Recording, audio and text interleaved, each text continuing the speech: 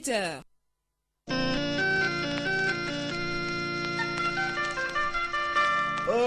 Molo, Jean. Ah? Akan nga radio bila minisa. Radio Kledu kuna fulu wa ati sele ne. Molo. Radio Kledu. Kebeni kelen ani murmuru fila fiɲɛ suru Bamako ani Adamu kɔnɔ. Nin don kibaruyaw sababu ɲuman ye Sotelma Malitel ye. Nɛgɛjuru so fɔlɔ min sigira an fɛ Mali la yan. Malitel, i da ka wuli.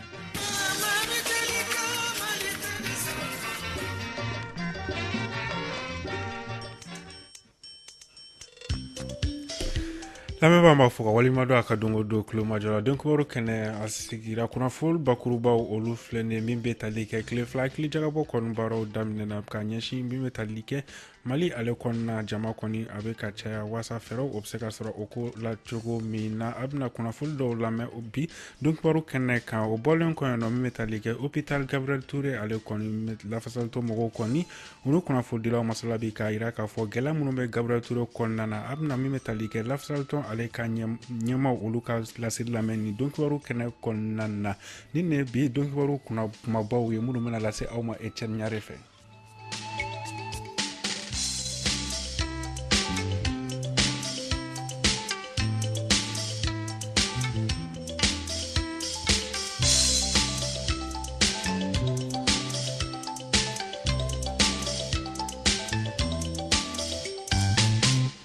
lamɛnbaa b'a fɔ ka walima dɔ a ka dongo don kulomajɔ la i n'a fɔ k'a fɔ cogo min na kunnafoni bakuruba wagati min bɛ tali kɛ ɲɔgɔn lajɛ kɔni daminɛna a bɛna kɛ tile fila kɔnɔna na a bɛ fɔ min ma ko colloque sur la population la démographie et le peuplement au Mali barolasigi kɔni bɛ ka kɛ o kan barolasigi labɛnnen don cakɛda min fɛ o de cakɛda min n'a bɛ fɔ ma ko centre d'étude et de réflexion au Mali an ka jɛ ka Musa Mara lamɛn ni ale y'a ko ɲɛma dɔ ye a bɛ Arudaba o ka kuma barani na. An ka lajɛ in bi lajɛ nafama ni lajɛ barikama don barisa lajɛ bɛ hakilina min kan o hakilina ye an ka jamana in kɔnɔ mɔgɔw bɛ siran k'a kuma fɔ ni mɔgɔw kɛra ko a jɔyɔrɔ ka girin jamana ɲɛta kan nka k'a kuma tɛ fɔ o ka gɛlɛn o hakilina in ye mun ye jamana kɔnɔdenw jamanadenw caman bɛ ka fara kan ni a tɛna taa ka jamana sɔrɔ o dan i b'a dɔn hali n'i ye du ta ka lajɛ dudenw dutigi ale de bɛ dudenw ka musaka bɔ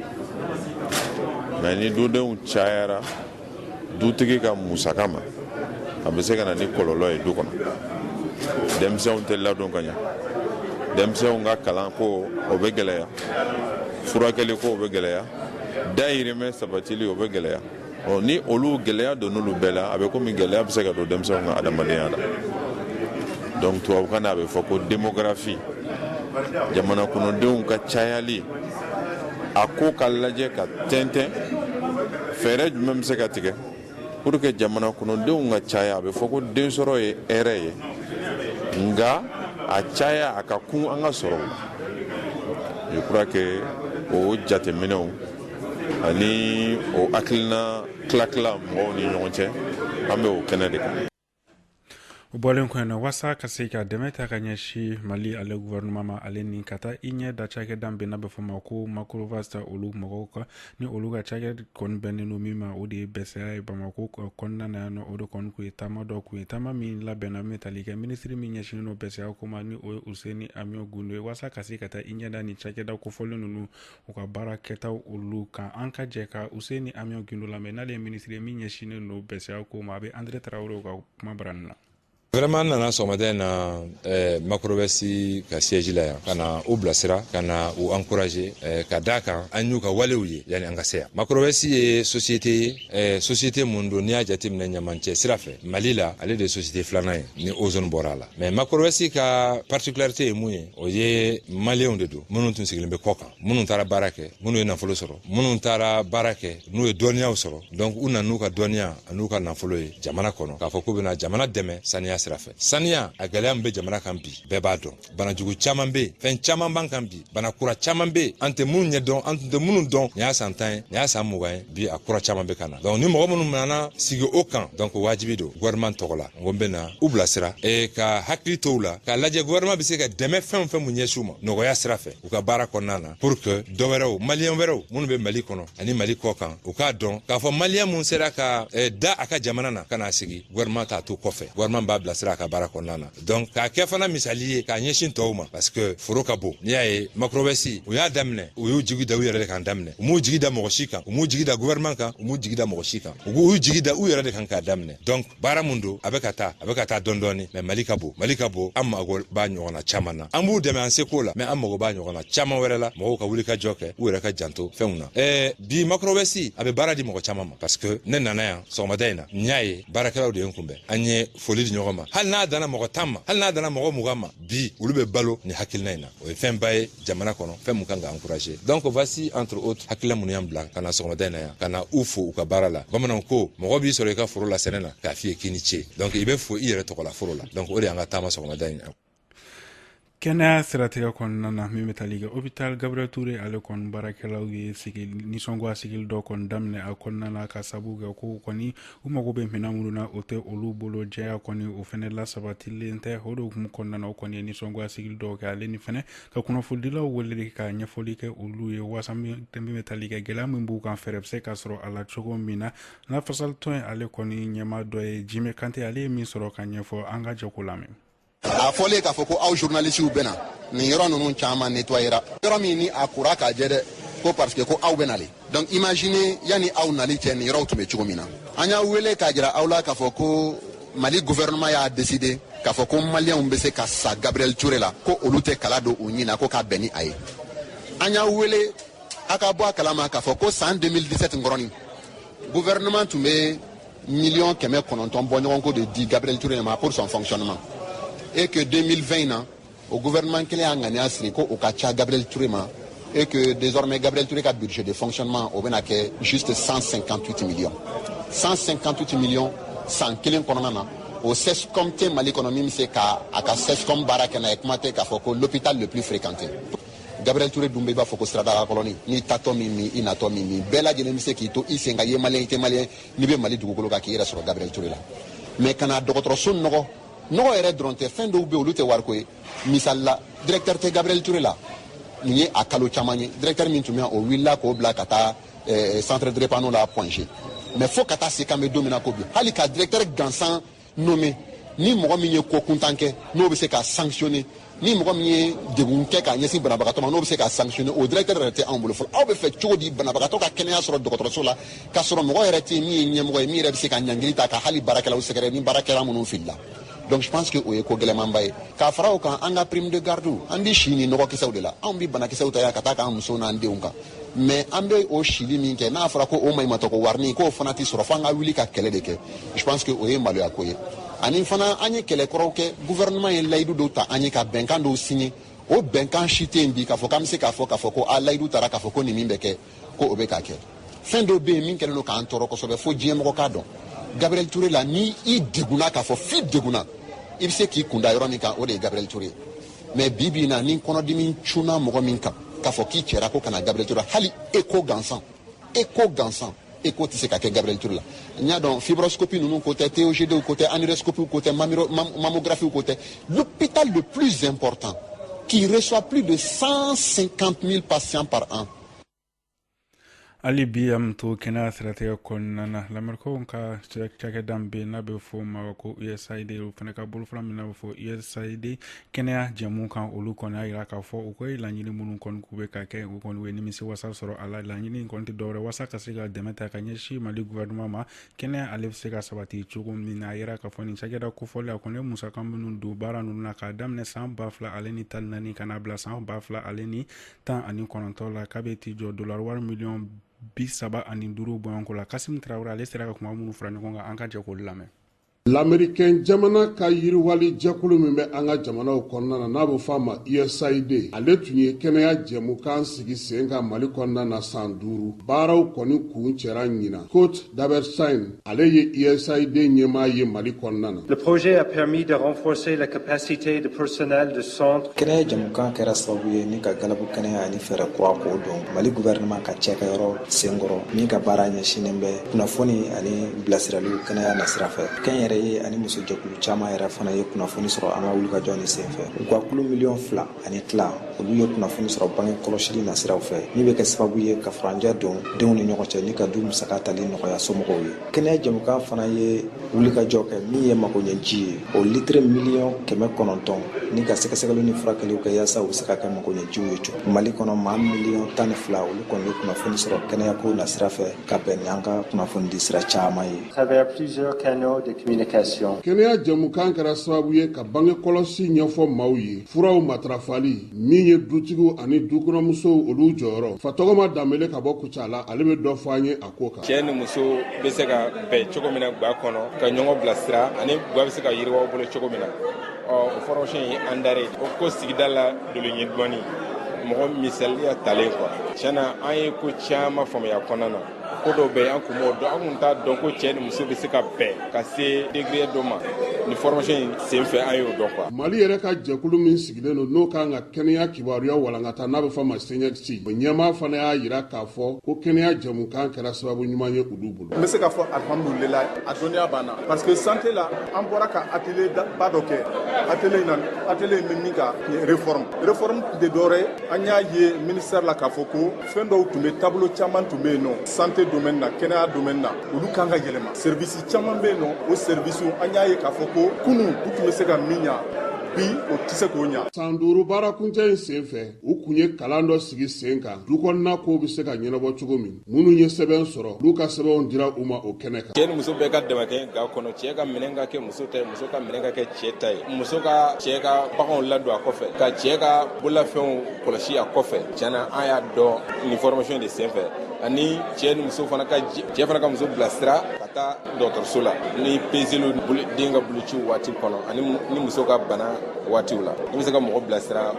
fana bɛ se ka kɛ cogo min na ka bɛn i n'a fɔ ne ni n ka muso bɛnna cogo min na. San 5 in kɔnɔna na kɛnɛya jɛmukan y'a to min ye fɛn caman bɛ o ka se ka faamuya kɛnɛyako ta nasira fɛ min ye CNEX ye ale yɛrɛ balofaraw min ye CNEX maaw ye olu yɛrɛ fana ye fɛn caman sɔrɔ a la Seydou Baba Traoré ale ye CNEX directeur ye. Projet kɔnɔna na u y'an formé u ye fɛn caman d'an ma hali a bɛ fɔ min ma ko bibliothèque virtuelle donc u y'an dɛmɛ fana na an ka archive an bɛ yɔrɔ min na bi a bɛɛ lajɛlen kamaleya an bɛ yɔrɔ kelen na an b'a fɔ o ma ko k'a stocké k'a kɛ archive virtuelle donc sini ma sinikɛnɛ ma ni mɔgɔ min mago bɛ CNEX la ni i mago bɛ ja dɔ la ni i mago bɛ support wɛrɛ la n'an b'a fɔ o ma support imprimé an kɛlen bɛ k'a bɛɛ lajɛlen kɛ ja ye ni mɔgɔ mago b'a la dɔrɔn i bɛ na an b'a d'i ma fasi. L'Américain jamana ka USAID ka nin kɛnɛya jɛmukan in kuncɛli o kan k'a to bi min ye Mali jamana ye ale yɛrɛ ka se ka a ko ta ba la yaasa waleya minnu kɛra nin kɔnɔna na u ka se ka to sen na.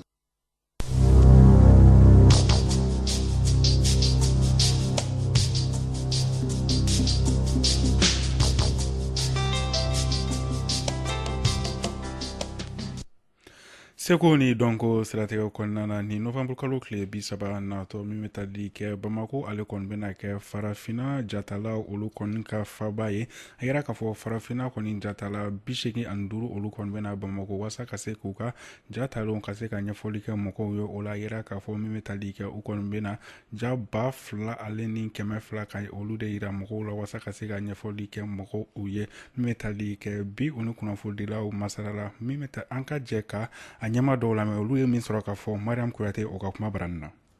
Voilà parce que artiste muso tɛ ye kosɛbɛ an y'o jateminɛ de kɛ o de la ɲina an ye collectif musow fototalaw caman invité malien muso fototalaw ani collectif wɛrɛ dɔw bɛ bɔ Afrique du Sud dɔw bɛ bɔ États-Unis c'est k'a yira ko musow fana bɛ baara kɛ kosɛbɛ photographie la o de kama collectif caman musow bɛ na et puis muso minnu fana ye écrivain ye muso minnu bɛ miiri olu fana bɛna participer débat la ka musow ka yɔrɔ sankɔrɔta. ne bɛ ka muso ka tuma sera o ye exposition de an ye 6 maliennes photographes wele u kana u ka baara yira an na donc ne ye o de exposition in organisé et exposition in fana bɛ min kan o ye sutura yɔrɔ Mali la an bɛ sutura ye fɛn ba de an ka Mali ko la mais sutura fana ye fɛn min ye ni dɔ bina muso dɔ kan ou bien ni cɛ ye muso min bugɔ a ka so sutura in kama fana a tɛna kuma fɔ a t'a kuma labɔ a tɛ taa polisi la a t'a kuma fɔ a somɔgɔw ye a bɛ bana mɔgɔ si t'a dɔn donc ne tun bɛ fɛ mɔgɔw an ka miiri sutura in ko in na hali ni an bɛ se ka ɲɔgɔn sutura ko dɔ la mais ko dɔ fana bɛ yen sutura t'a la muso ka la violence contre les femmes ani muso ka bugɔli ni bini sutura ko la sutura manga ko la o ye fɛn de an bɛɛ kan ka kɛlɛ kɛ o ka dabila ou bien cɛman ka bɔ a la kɔni an kana siran tuguni muso kana siran tuguni ya la justice u kana siran tuguni ni fɛn fɛn kɛra a ye wuli a ye kuma a y'a fɔ mɔgɔ ye a y'a fɔ dɔ ye a ye dɛmɛ ɲini parce que mɔgɔ si a mana kɛ fɛn fɛn ye i mana kɛ fantan ye wa i mana kɛ fama ye wa i mana kɛ banabaatɔ ou bien kɛnɛma mɔgɔ ni fɛn fɛn y'i sɔrɔ tu as le droit k'a fɔ k'i bɛ kuma ka i yɛrɛ ka solution sɔrɔ i ka problème na donc i kana siran sutura kana i bali ka solution ɲini i ka problème la. nin kun ye Fadima Bokomo ale ni Igor Jara olu ka laseli Mariam Kuyate ale ka kuma barana hali bi an bɛ to seko ni donc siratigɛ kɔnɔna na donc dala bɛ n'a bɛ faba Habib Koyite ale kɔni bɛna kasɛti kura album kura kɔni o bɔ sani album kura in kɔni a ka bɔ ani kunnafonidilaw ye barolasigi kɛ wasa ka se ka ɲɛfɔli kɛ u ye o kan a yira k'a fɔ ni album kura kofɔlen a bɛna bɔ décembre kalo tile 6 natɔ in na album kofɔlen yɛrɛ min bɛ tali kɛ a yira k'a tɔgɔ ko a tɔgɔ ye ko Kalifa min bɛ tali kɛ dɔnkili 12 o de bɛ a kɔnɔ a ye min sɔrɔ ka fɔ Mariam Kuyate an ka jɛ k'o lamɛn. Ayiwa Kalifa kini album ye o de n album kɔnɔntɔnnan don wa hakili la a bɛna bɔ Mali la décembre kalo o tile 6 de an b'a ɲɛnajɛ kɛ Babemba la album nin kini morceau 12 de b'a kɔnɔ morceau yɛrɛ fana album tɔgɔ ko Kalifa fɛn min ka gɛlɛn mɔgɔ ma n'a y'a d'i ma k'i ka amina ye i b'a amina ye n'a nana nɔfɛ don min a y'a d'i ma cogo min na i b'a sɛgɛn ma o cogo la donc o ye Kalifa ye ko Kalifa ka gɛlɛn Ala ma a bɛ fɔ ko Kalifa ka gɛlɛn hali kira ma kumakɔrɔ don an y'a mɛn donc tiɲɛ de don tiɲɛ kɔrɔ fana don Mali kalifalen bɛ malidenw de ma malidenw kan k'u fara ɲɔgɔn kan Mali ye kelen de ye maliden de ka ca fanga b'u la ka se ka kalifa sabati ka se ka Mali minɛ ka ɲɛ foyi kana Mali sɔrɔ donc bon dɔnkili ninnu kɔnɔna a ka ca o ne dɔnkili 12 don bon a ladilikanw n yɛrɛ min fɔ n ko morceau kelen bɛ yen ko wara o clip bɛna ye n'a y'o clip ye don min na a b'a faamuya mais wara n bɛ wara da fɛn fɛn bɛ Bamako sisan komi Bamako de ye faba ye Mali faba ye Mali région mɔgɔ bɛɛ ani Mali siya mɔgɔ bɛɛ ɲɔgɔn sɔrɔ Bamako de dɔnkili dɔ bɛ yen ko wara n bɛ kuma o bɛɛ de kan Bamako sigi bibi na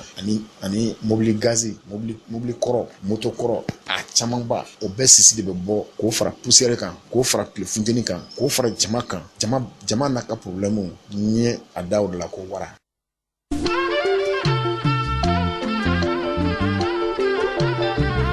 Nin ye Kiledu Dɔn Kibaru ka mɔgɔ bisimilali waati ye.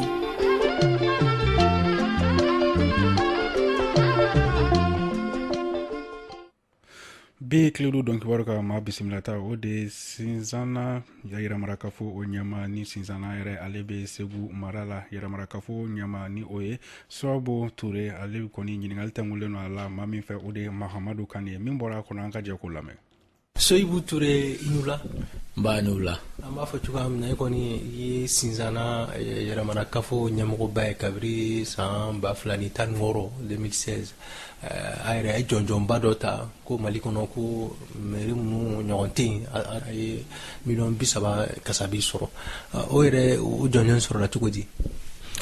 Soyibu Ture don jɔnjɔn sɔrɔla cogo min a sɔrɔla an ka laadiriya de fɛ parce que papier fɛn min fɔ k'an ka baara kɛ o kan k'an bɛ baara kɛ o de kan mɔgɔ tɔɲɔ a man ɲi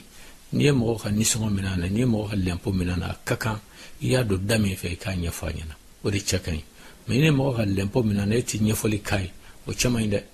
wa nin damadaw de y'a to an ye baara kɛ ka mɔgɔw ɲininka an b'u wele k'u sigi jumɛn de ka d'aw ye commune kɔnɔ dɔw b'a fɔ ji dɔw b'a fɔ nin dɔw b'a fɔ nin an sigilen an bɛ tigɛ wɔrɔ ɲɔgɔn fara de ka ca an jɛla ka tigɛ in de wɔrɔ ɲɔgɔn kan o de y'a to an ye prix sɔrɔ donc an ka baara an bɛ k'a kɛ jɛlɛya de kan mairie dayɛlɛlen don diɲɛ maa bɛɛ n'a ye jaabi na papier fɛn ka di an b'a jiri la nin de y'an bila ka prix sɔrɔ ala sago i sago. sisan a ye prix in sɔrɔ aw ko denmisɛnninw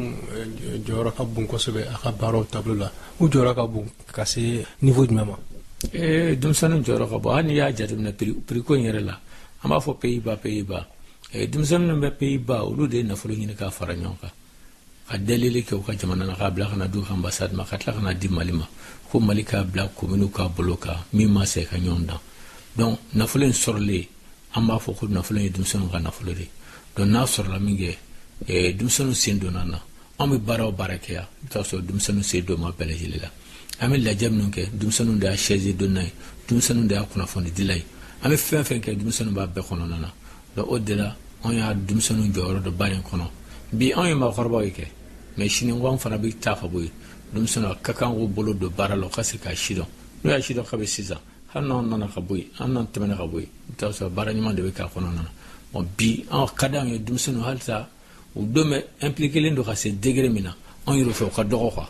an bɛ fɛ dɔ de ka fara o kan sabula n'u nana kɛ ɲɛmaa ye don min a bɛ kɛ tare ye a bɛ kɛ gɛlɛya si tɛ k'u bolo donc denmisɛnninw sen b'an ka baara la bi u sen b'an ka baara la. sen b'a la cogo di dakuruya sen b'a la u bɛ kunnafoni de di mɔgɔw ma n'an ye baara kɛ mairie la an b'a kunnafoni d'u ma u bɛ taa duguw la dugutigi a fɔra mairie la ko e ka nisɔngɔ ye 100 ye a fɔ ma k'e tɛ ka foyi sara dɔrɔmɛ 5 kɔ bɛ dɔrɔmɛ 10 kɔ dugutigi t'a lajɛ dugutigi bɛ conseil wele ka fara ɲɔgɔn kan ko denmisɛnninw nana denmisɛnninw fana b'u ta k'u bɛn ni maloya b'i yɛrɛ la k'i ye dugutigi i bɛ ye conseil donc diyagoya i bɛ bɔ dɔrɔmɛ 10 na ka taa dɔrɔmɛ 20 na u bɛ taa dɔgɔtɔrɔso la muso minnu bɛ yen ko u bɛ bange d'a ma u bɛ kunnafoni d'u ma a ye denw bolo ci n'a ye kɔnɔbara sɔrɔ a ye na ka na bolociw kɛ o bɛɛ la nin bɛ ye denmisɛnninw ka baara ye n'u taara ekɔliso la u bɛ taa CGS n'a bɛ fɔ tɔn min bɛ denmisɛnninw kunna ekɔliso la olu fɔn adasi dɔ bɛ yen faso bɛ wari dɔ de di mairie ma an b'a di olu fana ma denmisɛnninw fana bɛ yen u ɲɛ d'a ma o la n'a fɔra k'a dila lakɔliden somɔgɔ tɔn ma donc a kan ka don wo min fɛ a b'a don o da fɛ donc nin bɛɛ ye denmisɛnninw jɔyɔrɔ ye k'o kunnafoni di k'o suivi kɛ o de y'a to wari bɛ don a don yɔrɔ fɛ. a bɛ balo mun na sinsana kɔnɔna la yan nɔ. bon an ka balo a sirilen bɛ kosɛbɛ saɲɔ de la saɲɔ de b'an ka jamana kɔnɔ kosɛbɛ n'i y'an ka balo jateminɛ 100 sara de la an bɛ se k'a fɔ saɲɔ bɛ se ka 60 ta kenige bɛ se ka 15 ka taa 20 na a tɔ bɛ sɔ ani bɛnɛ ninnu bolo ani tiga a tɔ b'o dɔ bolo mais bɛnɛ ani sɔ a ka ca ala fɛ an b'o sɛnɛ mɔgɔ dunni man teliya an fɛ kosɛbɛ parce que an b'olu de feere k'o kɛ wari ye k'an ka musakaw kɛ ka lakɔlidenw sara ka banabaatɔw furakɛ la ka lɛnpow sara n'a ye o de ye an bɛ bɛnɛ ni sɔ feere k'o wari k'o ye. gɛlɛya jumɛn b'aw kan a ka commune kɔnɔ. bon gɛlɛya tɛ ban parce que gɛlɛya ye fɛnba fila de ye anw ma kalan kosɛbɛ n'an ko ma kalan o ye dans un cas général Mali yɛrɛ bɛɛ mɔgɔw ma kalan kosɛbɛ ni mɔgɔ ma kalan u t'u ka jɔyɔrɔ bɛɛ b'a fɔ ko ne ka ta mais ne kan ka min kɛ mɔgɔ t'o dɔn donc kalanbaliya bɛ na ne nin dɔɔnin donc incivisme ya o de donc jɔyɔrɔ filanan o ye insécurité ko ye gɛlɛya min bɛ mɔgɔ ni kanani ko de la o gɛlɛyaba fana de b'an fɛ parce que n'i y'a jateminɛ san 2019 in kɔnɔ barakaji ka i n'a fɔ ka sira da Cɛnɛkɔrɔ ka sira da mototigiw ni mobilitigiw ɲɛ a bɛ siɲɛ 3 ɲɔgɔn ji bɔ commune kɔnɔ i y'a dɔn ni gɛlɛyaba de ye. mɔgɔ kɔni ma to a la. mɔgɔ kelen tola la o tola la parce que gendarme y'a essayé ka k'u bɛ bamaji ninnu fɛ u bɛ kisɛ ci maa kelen na o ye gendarme kɛ dɔ sɔrɔ o denmisɛnnin dɔ fana tun bɛ mobili in kɔnɔ kisɛ y'o fana sɔrɔ nka o ka kisɛ a ma k'o sata ye a kɔni o tigi bɛ balo la o ta furakɛla k'o ban mais ala barika la gendarme kɛ in kelen o kɔni tola la an bɛ dugawu kɛ ala ka lahara sɔn sumaya ɲɛ tɛ wari caman t'a la dɛ mobili kelen dɔ la o t'a la ni min a ka ca 20 millions ye i y'a dɔn 20 millions n'i y'o bɔ maa ka jago kunna ou bien o y'o bɔ mɔgɔ kunna gɛlɛya b'a la dɛ donc nka ne bɛ lancer appel min lancer faso yɛrɛ ma bon vraiment fɛɛrɛ ka ɲini nin ko in na puisque a ye ne yɛrɛ dusu kami a siɲɛ 2 kɛla ne wele se faamaw ma a taama bɔ sisi ma bɔ a bɛ maa décourager or a don fɔlɔ kori ko an ni faamaw ka kuma ani force de sécurité ka kuma i bɛ téléphone ci o ma i bɛ téléphone ci i bɛ si k'a ci jaabi t'a la a bɛ maa décourager baara kɔnɔna na mais mali ko dɔn an ka jaga dilan ala ka ɲaga di an ma. monsieur le maire an b'i fo i ka laseli la. foli diyara n ye ne de b'aw fo ne b'aw fo ani ce ani baraji ala k'an to ɲɔgɔn ye. bi kledu don kibaru ka ma bisimila ta o kala selini o ye sababu ture sinzana iramara kafo nyamado segumara ale ka la seli o de be dansigi bi kledu don kibaru la mina sera awma etchenyare fe amara ko na ale tega be sho ko la lame bamba fala ka dugun wanjala ka sinirana